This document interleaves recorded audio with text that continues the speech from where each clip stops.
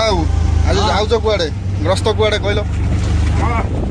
ଆଜି ଗୋଟା ଆମର ଭାରି ଖୁସିର ଦିନ। ବହୁ ବର୍ଷ ପରେ ଆମ ଖୁସିଟା ଫେରିଛି। ଖୁସି କ'ଣ ଫେରି ଜାଣିଛ?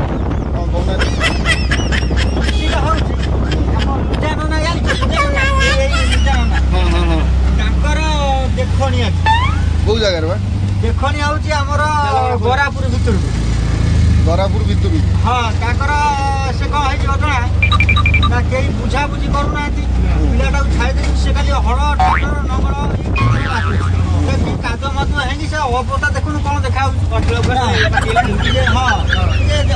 ଇଏ ହଉଛି ଆମ ଲୁଜାନା ବାହା ବୋଲି ଭାରି ଖୁସି ଅଛି ତା ମନ। ସେ ଯେତିକି ତାର ମନ ଖୁସି ନାହିଁ ତା ସାନ ଭାଇ ଗୋଟେ ଅଛି ସିଏ ତା ତିନି ଡବଲ ଭାରି ଏତେ ନାଳୁ ଆସେ। ଓ କି ଚାହାଣି ଦେଖନି ୟାର ଭାଇର ଦି ଭାଇ ଯାକ ବସିକି ଚାଲୁଛନ୍ତି। ଓ ହେଇ ଦେଖ ଆସିଗଲା।